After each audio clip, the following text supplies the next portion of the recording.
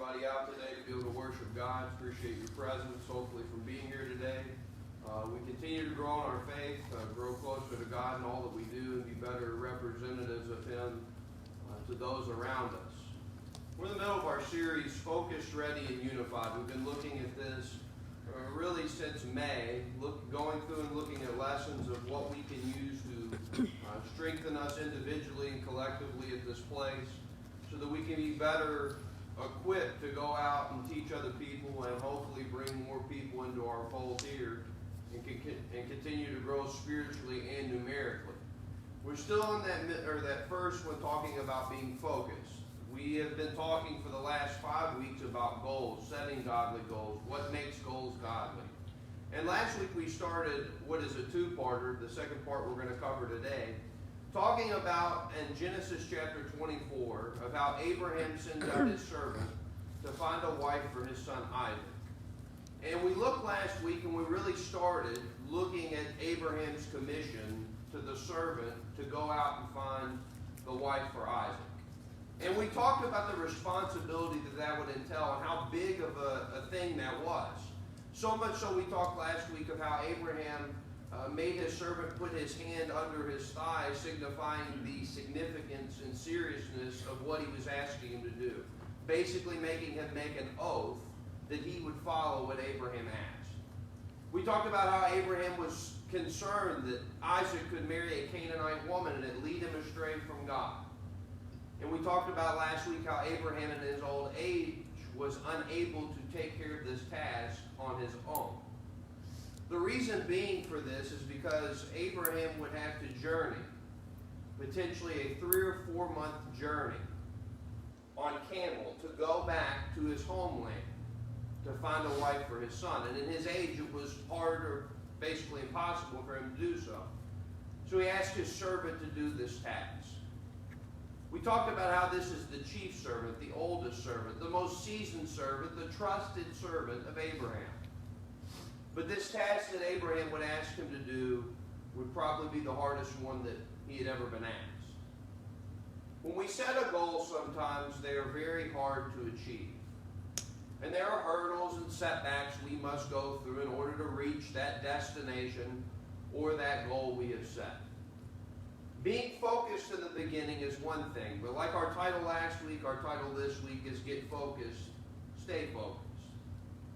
We talked about New Year's resolutions, how when we make a resolution at the beginning of the year, we are very focused in January, but very few people have the same focus once March and April roll around. That's just the way resolutions typically go.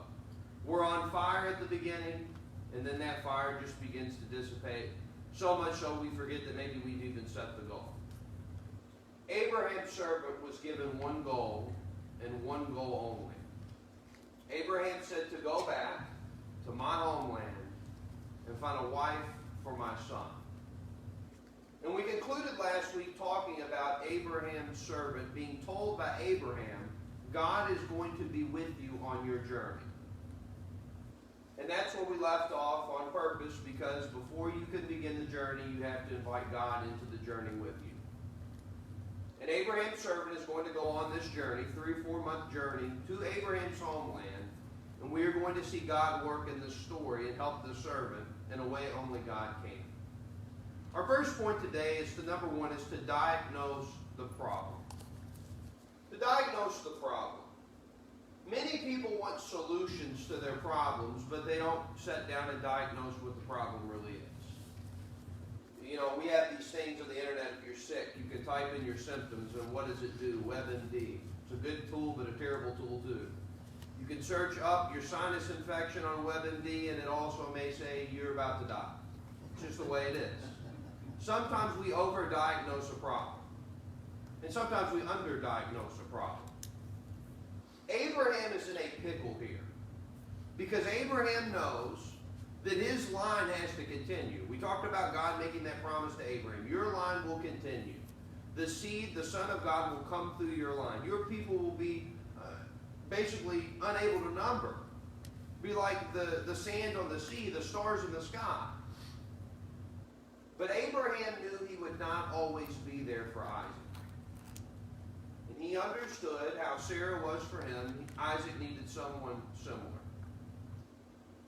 In verse 21, look what happens in Genesis 24. And the man wondering at her remained silent so as to know whether the Lord had made his journey prosperous or not. That underlined phrase is very important. He wondered, he remained silent and wondered whether the Lord had made his journey prosperous or not. Do you think the servant took this seriously, what was going on? Do you think that this was a big deal to him? Do you think that he wanted to go back empty-handed or bring the wrong person back and worry about what may happen to him? Because Abraham could easily get upset and kill the servant. Or the servant could die on his way back. Is the journey really worth it? Is it really prosperous or not? What's interesting that that question is proposed. Because many of us ask the same exact thing. He's made it to the land. He's there in the land. And he is even standing in front of the woman that he was sent there to get. Right in front of his face. But he still wonders, is this journey going to be prosperous or not? He was trying to find the right person to solve the problem. When you drop down to verse 49, he says, now if you will deal kindly and truly with my master, tell me, and if not, tell me, that I may turn to the right hand or to the left. The servant is talking to Rebekah's parents at this point, trying to get consent for her to come back with him to the land. The problem is Abraham's son Isaac needs a wife. Is she the right person? He determines that she is. Are her parents going to let her come back? We see a very good principle here of this servant working through a problem, diagnosing what needs to be fixed, and him taking care of each step along the way. Many people would just skip to the very end and say, you're coming back with me. He fills her out. Is she the right person? He goes and talks to the parents to fill them out and make sure it's okay with them. Then you go to verse 58. Then they called Rebekah and said to her, will you go with this man? And she said, I will go. Rebekah had lived with her family her entire life. The description of Rebekah, you can go back and you can read some of that. Verse 15 talks about her basically into the end of the chapter. But verses 15 through 17 really talks about the description of her. And I would encourage you to go back later on and read that on your own. But I don't know about you, I've lived here my whole life. Basically lived in the same area my whole life. If someone came to me and said, I want you to move away somewhere that you've never been before, ever. You don't know nothing about it. I want you to go there, and there's going to be nobody that you know at all. You know what my answer would be? No, I'm not going there. I don't know anybody. What's the incentive for me to go? Her parents, they asked, will you go with this man? I will go.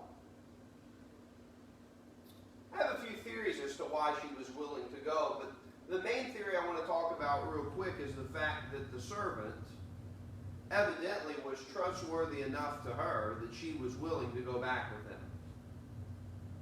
So what has happened in these 3 verses we've read? The significant problem is Isaac needs a wife. What's the servant done? He's felt Rebekah out and made sure she's the right person to go back. He's asked permission from her parents, but he's also made himself trustworthy enough that she's willing to go back.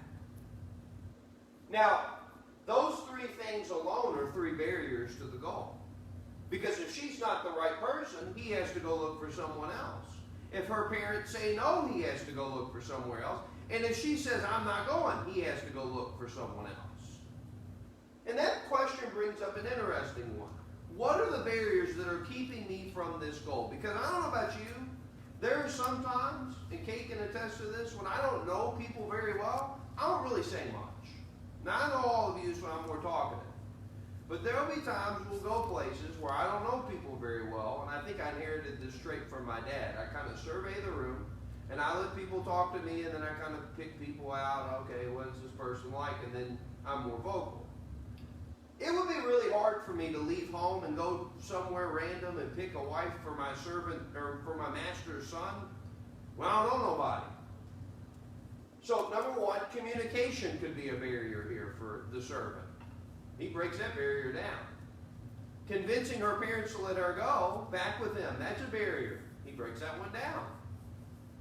Do you realize that anything worth having is going to require us to go through some kind of adversity to get it? But once you receive it, or once you achieve it, the adversity doesn't seem all that bad at all. Because as I said, there's a whole lot of things that could go wrong here. We talked about this last week. There's barriers before he ever reaches the land. I mean, he could have got killed, he could have got robbed, he could have got beat up. There's a lot of things that could have gone wrong with the servant. When he gets there, there's a lot of things that could have gone wrong. But what was the servant thinking about when he was going through these events? The promise he made to Abraham. The goal I need to achieve. Nothing is going to get in my way. And if Rebekah would have said no, I believe the servant would have went and looked for someone else. He wouldn't have gone back empty-handed. He would have stuck to what Abraham asked him to do and followed Abraham's wishes. So that's what we sometimes need to do. Diagnose the problem and understand that what we're striving for as a Christian is worth getting through the barriers. Don't let them hinder you. Don't let them stop you. Continue to push towards that goal of heaven. Number 2 is to design a plan. We are not very good at planning sometimes. We just go full-fledged in and don't even think about it. I'm a planner. I don't like not having a plan. I don't like doing things without a plan. I hate that. I hate when you're ad-libbing and you're going off and you're just doing all this stuff without any kind of plan, any kind of structure. If Abraham says to his son, go to the land and pick someone or just a servant, go to the land and pick someone for my son. Okay, that's not much of a plan. Go find a wife for my son. Pretty generic, right? So the servant could take some liberties and he could go out and pick whoever he wanted and do whatever he wanted to do.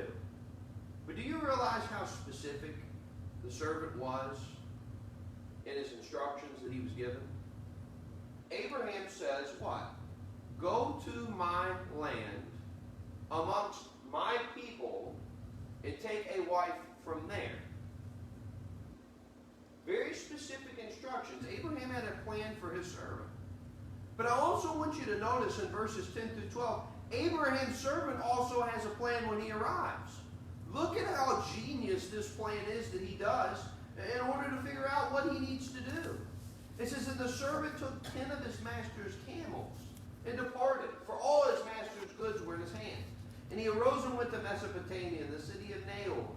And he made his camels kneel down outside the city by a well of water at evening time, the time when women go out to draw water. Then he said, O Lord God of my master Abraham, please give me success this day and show kindness to my master Abraham. What was he sent to do? Find a wife for Isaac. He knows and studies and understands when the women are going to the well, so guess what he can do? He can watch and look and see, and then he can go up and approach somebody and talk to them. This just wasn't he's flying by the seat of his pants. This is the most important instruction he's ever been given. And he wants to make sure he gets this right. So he sets up and he waits. And look at verses 13 through 15, what happens. Behold, here I stand by the well of water, and the daughters of the men of the city are coming out to draw water. Now let it be that the young woman to whom I say, please let down your pitcher, that I may drink. And she says, drink, I will also give your camels a drink. Let her be the one you have appointed for your servant Isaac. And by this I will know that you have shown your kindness to my master. And it had happened, before he had finished speaking, that behold, Rebekah, who was born in Bethuel, the son of Melchi, the wife of Nahor, Abraham's brother, came out with her pitcher on her shoulder. Abraham had a plan. The servant had a plan. But they both incorporated God in their plan and went God to help with the plan and carry the plan out for him. Notice he doesn't say, let me have sight that I can make the decision on my own. He prays to God and says, you show me who to pick for Isaac. You show me. I need your help. I need your guidance. So he sets up a test. Sets up a scenario. You know what he did? He had a plan. He had a plan. Many people don't have a plan at all. We obey the gospel, become a Christian, we don't have a plan at all. We're just going to make it to heaven. That's just exactly the way it's going to be. As a Christian, flying by the seat of your pants is literally the worst mistake you ever make. Just going with the flow is one of the worst mistakes you ever make. We have to sometimes set time aside to pray, to read our Bibles. We need to sometimes have a plan to avoid certain sins. You have to plan it out. And I'm not saying to the point where you lose the meaning of life, where you just micromanage every single aspect of your life. But if you read throughout the Scriptures, God is very plan-oriented. Literally, the scheme of redemption in the entire Scripture was what? It was planned out. God had planned things the way that they came about. Why? So that we could be saved. So if God planned, Christ, as Rusty's showing us in his John class, Christ planned ahead. And he made preparations. We must do the same thing. But we say, I'm going to get to heaven. Well, how are you going to do that? Crickets. You don't know how you're going to do it. You've got to have a plan. I'm going to make sure I do this. And I'm going to make sure I avoid this. And I'm going to spend time doing this. And I'm going to take time away from this and focus more on God. It's all about having a plan. But I find it fascinating that the servant, even though he trusted in God, and even though he cared about his master Abraham, he did his part. Abraham did his part because he gave his servant everything he needed to get there. He gave him all the provisions he needed. He couldn't physically make the trip with him, but he gave him everything he needed. The servant, really, I've said before, he does the most between him and Abraham because he's the one that makes the journey. He's the one that does all the hard work. He does his part. He makes sure he's invested in what he's doing.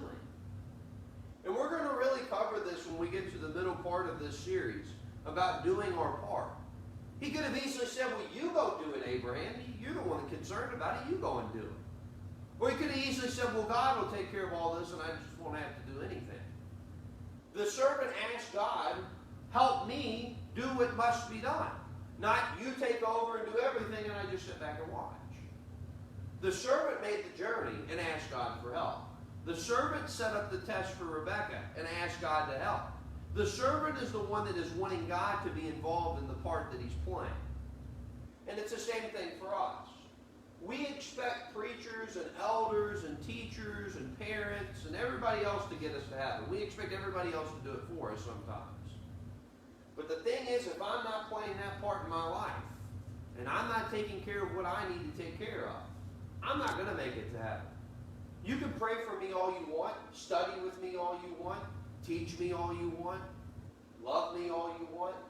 But if I don't take the initiative to do it myself, it's not going to work. Making a plan involves taking the initiative. Doing our part involves taking the initiative. And the servant was perfect for doing that. He's a perfect example of taking the initiative and taking charge of what Abraham asked him to do. The things that God asked us to do, we should be as willing to take charge and to play our part in what God has asked us to achieve for him. Number 3 is to discipline your personality. Now this one might be a hard one. Because many people fell because of their personality. Some people's personality is they're lazy. That's just the way it is. I think we live in the laziest culture in the world. I do. When you look at generations before us, they worked harder and longer, and they didn't complain. My generation works less, complains more, and wants more from everyone else. It's just the way it is in our culture. Now the servant easily, Abraham's not watching the servant. You have to understand, he's almost thousands of miles away. So Abraham's not watching over his servant. The servant literally will have free reign to do whatever he wants when he gets to town. He can easily go rogue and leave.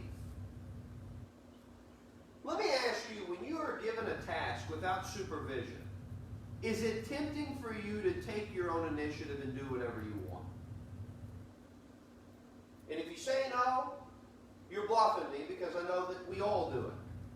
God's told us exactly what we need to do, and guess what we sometimes do? Well, I'm going to do this or I'm going to do that. You know what one of the most dangerous things we possess is? The book of James says it's our tongue. Well, the servant is going to be able to talk to Rebekah. And he's going to be able to talk to her parents. He's communicating with God, and at the beginning he was communicating with Abraham. So sometimes what we have to discipline is what we say. We have to discipline what we say. Have you ever met someone that they say pretty often, I can't believe I said that, or I didn't mean that? When people are more times than often angry, they say things that usually they want to say anyway, but when they're angry, the filter just leaves and they say it anyway. Well, I didn't mean to say that. Every single one of us has been hurt by words before. And we know the pain that words can cause. And believe you me, there are sometimes we set goals for ourselves and we say things we shouldn't say, and guess what it does? It takes us off of the goal that we've set. I mean, if we use language we shouldn't use, guess what? The goal of heaven, we're off course. We're going the wrong way. When we tear other people down or we're hurtful towards other people, we're veering off the journey that we've set ourselves on. Verse 21 is one of my favorite verses, because look what the servant does when he's talking to Rebekah. In verse 21 it says, and the man wondering at her remained silent, so as to know whether the Lord had made his journey prosperous or not.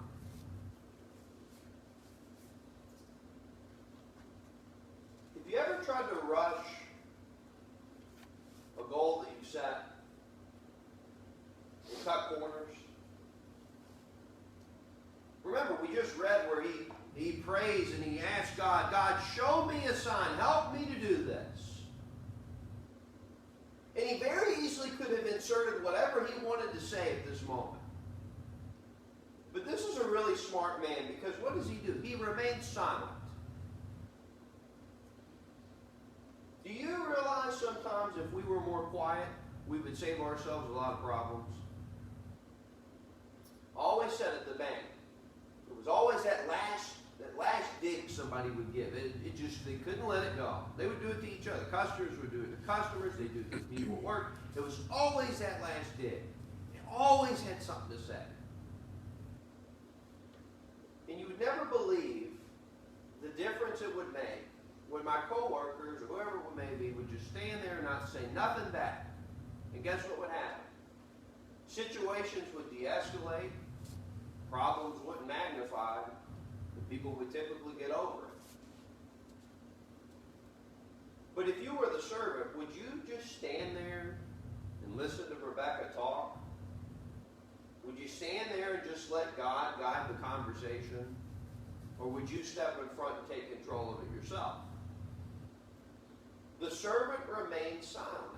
He didn't let his words and his agenda dictate what was about to happen. He was allowing God to work in the situation the way that we should often do as well. But not only that, let's talk about the decision. Let's talk about the decision, because he remained silent in the conversation with Rebekah. When you go to verse 49, he's kind of basically giving them an ultimatum, her parents, and Rebekah, giving them an ultimatum what's about to happen. He says, now if you will deal kindly and truly with my master, tell me, and if not, tell me that I may turn to the right hand or to the left. Decision time. Many people have a hard time making a decision. And we get nervous about the 50,000 outcomes of the decision we're making. And the servant finally gets to the point where he says, decision time. It's your time to make this decision. If you want to go back with me, tell me. If you're going to deal kindly with me, tell me. But if not, I don't want to waste your time anymore. I want to go off and find someone else. we sometimes have to sit down and ask ourselves, is this really going to help me or not? Is this really helping me get to where I need to be? And the thing is, in reaching our destination of heaven, we will have to make some very, very difficult decisions. We will have to sometimes quit hanging around people. We will sometimes have to quit hobbies that we enjoy. We'll sometimes have to sacrifice time and energy and emotion and love. The decision is worth it, though. Because Rebecca, as we've already read, says she'll go back. So the decision that needs to be made, it's worth it. In that moment, he may not know that, but it's going to be worth it at the end of the day. But the thing is, not everyone has a lot of money. Not everyone has a lot of resources. But one thing we are all blessed with is time. Time. We've all been blessed with 24 hours. We've all been blessed with a day. And one day that time will run out. Then it'll be no more. It's amazing how much time is invested in this story. And it's something that maybe we don't appreciate as much as we should. When you consider the journey that the servant has taken, and you've considered him setting up his camels to watch and to make sure that he finds the right person. When you think of the thoughts that are probably going on in his head, the emotions that he's feeling, knowing that Abraham is going to expect him to come back with someone, knowing the experience that he's gone through, he's invested with time. And when you look at verse 56, he said to them, "Do not hinder me, since the Lord has prospered my way. Send me away so that I may go to my master." Do not hinder me is basically like, don't waste my time. Don't hold me back. Time is of the essence. I need to take care of this. And believe me, the servant understood the importance and significance of time because he was an invested man. When you consider your life, how do you spend your time? How much of your time is focused on that eternal goal of heaven, or how much of that time is focused simply on doing whatever we want to do? Passing moments, fleeting seconds, how are we spending our time? The servant made the most of his opportunity. He made the most of his decision, and he makes the most of his time. And on our journey with God, the goals that we set, time is the most important thing we possess. How are you spending your time today? Number 4, let's talk about deposit the price. There's going to be a price that has to be paid for Rebecca to come home with this servant. We talk about Abraham has provided for his servant plenty of resources in order to secure this transaction to an extent. In order for her to come back home, Abraham's just not going to say, we're taking your daughter and that's the end of the deal. They want to convey to Rebecca's family that everything's going to be okay and they're going to be taken care of. When you look at verse 53, look what the servant does. Rebecca says, I'll go. I'll go with you. Verse 53, then the servant brought out jewelry of silver, jewelry of gold and clothing, and gave them to Rebecca. He also gave precious things to her brother and to her mother. This part's very important because this shows that Abraham did not just take this passively and whatever, it's not really that big of a deal. The servant is carrying expensive things with him on this journey.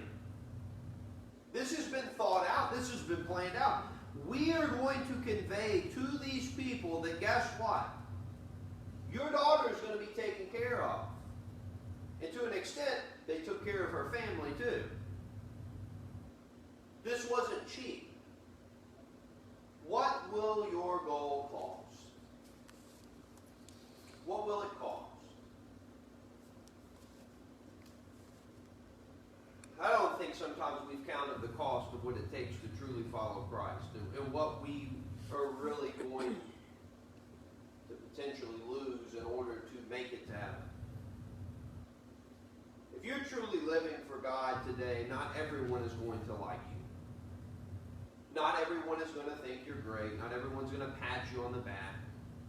You may lose friends for standing for God. You may lose influence for standing for God. You could potentially lose your job standing for God in the climate that we live in today. And that's really the question. In order to reach heaven, what's it going to cost? And for all of us, I can't give a baseline answer for that, but the thing we must ask ourselves and consider today is, are we willing to lose everything in order to reach that goal? Because following Christ could cost you everything, including your life. It cost the apostles their lives. Early Christians, it cost them their lives. But they were willing to count that cost. They were willing to pay that price because what they wanted in order to please God was more important. To Abraham, the jewelry didn't mean anything. The gold and silver didn't mean anything. He wanted his son to have a spouse that would help him, that would take care of him, that would encourage him. Are you willing to count the cost of the goal of reaching heaven? But then you also have to consider, what am I willing to give up to make it to heaven? Because that's what a lot of people focus on. You negative people. Oh, all you Christians want everyone to give up everything, and you can't have fun anymore, and you can't do this anymore. That's the way a lot of people think Christianity is. You can't do blank. That's the way a lot of people view it. If God says not to do something, it's not to be negative or rude or mean. It's to help. It's to protect you.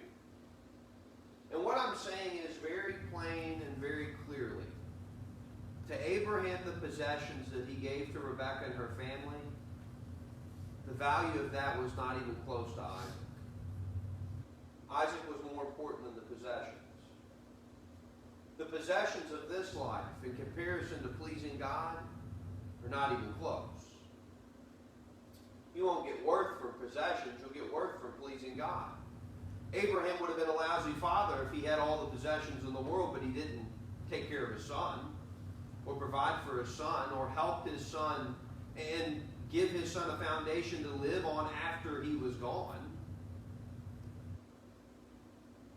What are you willing to give up in order to reach heaven? There shouldn't be anything that's off limits when it comes to that. Reaching heaven is the most important goal we set. And we shouldn't allow anything or anyone to prevent us from reaching that goal. The same way the servant didn't allow anything to prevent him. The same way Abraham gave him all the resources that was necessary in order for him to make sure Rebekah would come home and marry Isaac. Number 5 I want us to consider is to depend on people. One of the hardest things to do in our culture is to ask for help. We've all probably been guilty of that one once or twice.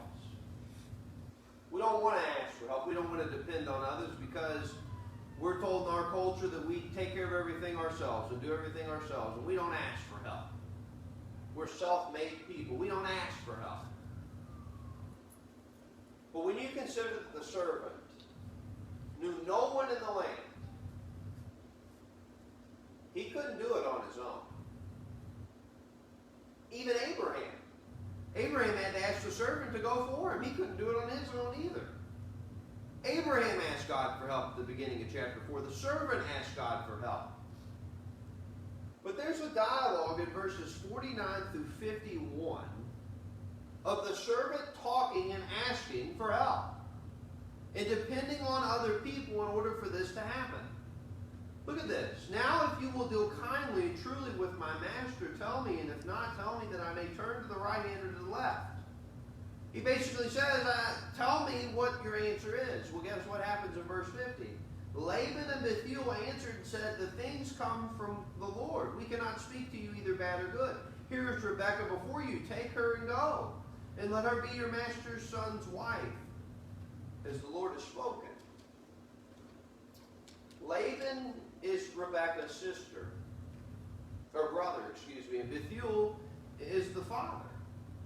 I want you to consider real quick who the servant talks to.